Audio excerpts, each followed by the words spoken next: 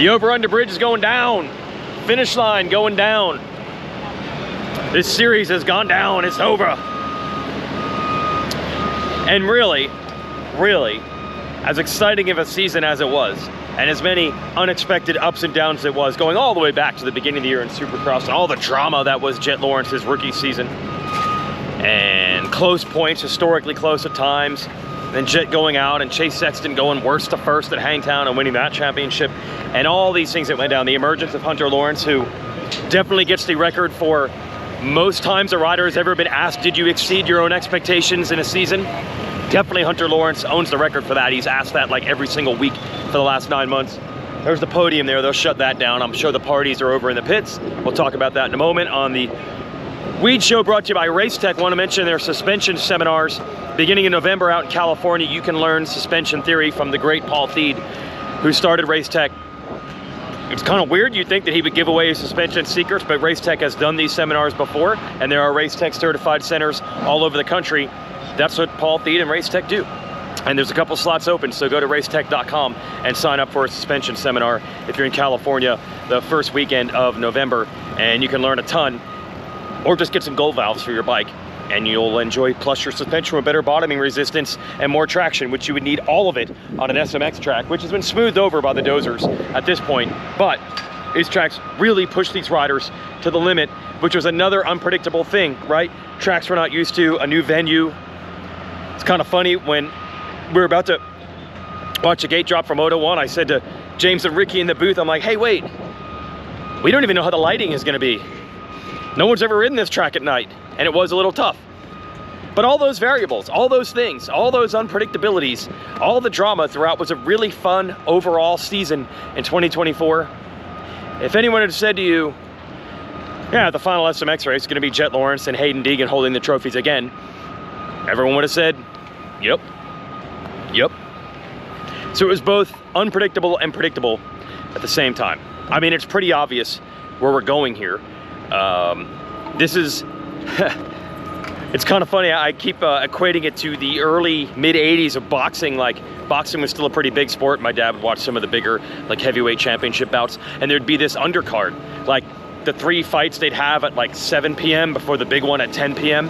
And there was this dude, Mike Tyson, who was just knocking people out in like 12 seconds. And I was just a kid, and I'm like, when does he get to go against the best dudes? And it's like, well, you gotta wait.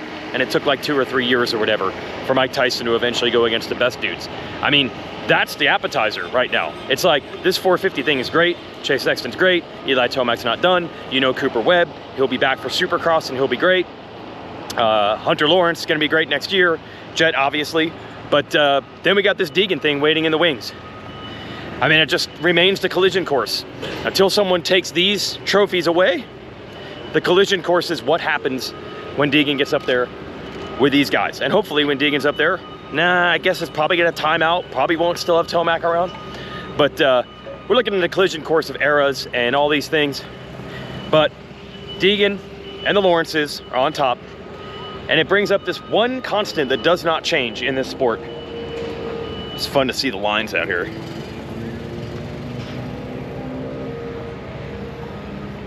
That's cool. It's just amazing to be able to walk out this track when it's over. It brings up the one constant in this sport, the one thing that does not change out of all things that change. It's always going to be a sport about kids and parents, always. I mean, what is the through line between Eli Tomac, I don't need to introduce anyone in his gang, and how influential his family was on his racing. What's up, boys? I mean, working hard here all night long. And now to the next.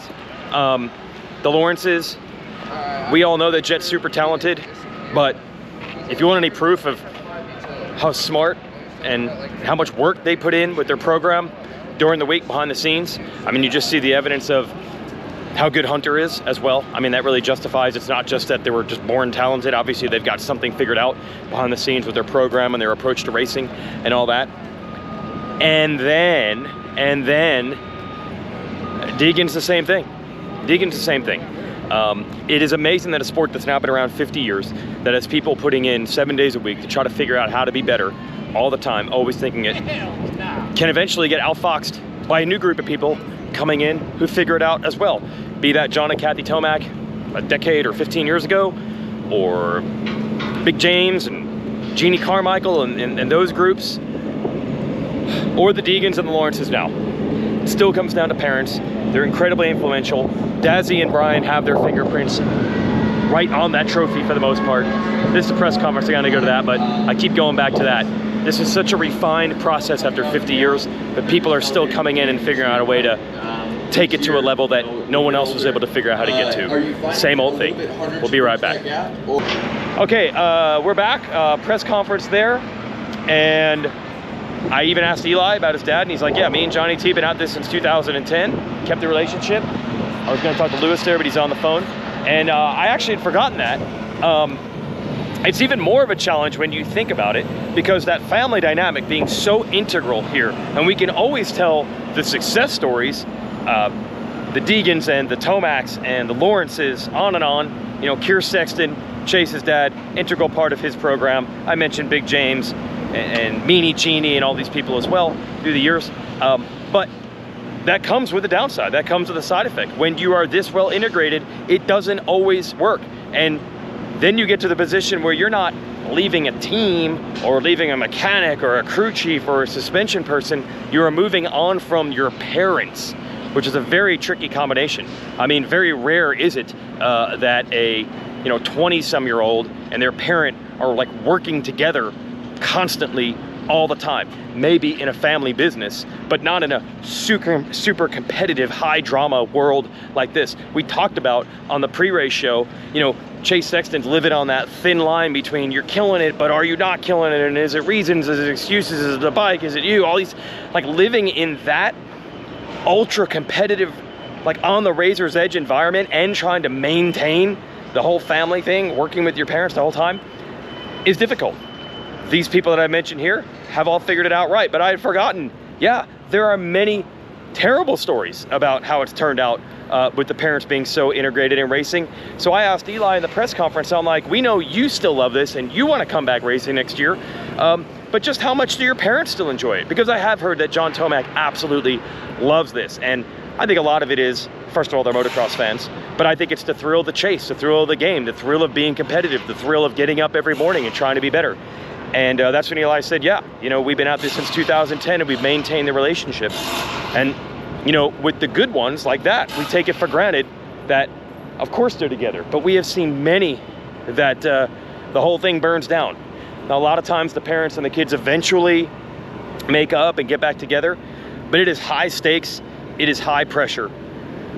When Hayden Deegan won the Pro Motocross Championship at Budds Creek, we talked about that on the Weege show, where Brian said that the challenge now is not, is he good enough, or does he have the work ethic, the desire, the skills? We obviously know he's good enough to succeed in this sport. The challenge now is going to be the distractions and all those other things, all those other internal dramas to try to stay ahead of that and not let it bog you down or tear you apart. And that's the challenge everybody's going to go through. I mean, Dazzy and Emma Lawrence, they got to write a darn book about how they've maintained this relationship while battling for $1 million, and then these brothers get along better than most brothers do. I mean, the stories. I don't have a brother, but you always hear stories of how brothers just want to fight each other all the time, and they managed to avoid that. Maybe for the most part, maybe not when they were kids, but now. That's incredible to have successfully juggled that relationship while doing it in that razor's edge scenario that I'm talking about, when you're competing at the highest level of the sport. That is so much other drama to come along with it. So one thing that hasn't changed, yeah, we got SMX World Championships and we got millions of dollars and we got different venues and we go to and different names cycle in and out, but that general, so much of it or all of it, it's kids and parents. It's unique to this sport, and I mentioned it on several shows this year, but it's the Deegan family's title as much as it is Hayden's title, and it is the Lawrence family's title as much as it is Jet's. And it's just something different than every other sport. And it blows my mind to think that with all these people trying so hard all the time, that a family, Brian Deegan, Dazzy Lawrence, whoever it might be, can come along and reinvent the wheel and figure out lines on the racetrack or bike setup or analysis. I mean, Darren Lawrence told me things today that blew my mind. He talked about like how on a track like this, like getting 2-3 inches outside that main groove where the traction is, the difference that makes. And now the 2025 Honda, it's gonna be better than say the hard pack track where Jet wasn't so good earlier in the year at Glendale because of the side traction that bike has. But because of the side traction, they've got to teach Jet, now that you can trust it, you can lean the bike over more, you can be more aggressive. The bike's better, we got the bike better, but now we're gonna critique how you ride it to take maximum advantage of that. There are so many little tricks. I mean, Brian Deegan is out on this racetrack every time he can get out there for track walk, after the race, figuring out lines. Brian's done a lot of racing and a lot of different things, car racing as well, truck racing, all that. He's learned a lot of lessons about race lines and racecraft and race strategy. They are just trying everything, but to outsmart people who've been doing it forever, that doesn't even seem possible. But that's exactly what they're doing and what they've done. That's our show. Thanks to Race Tech for backing us. See you at Motocross of Nations, everybody.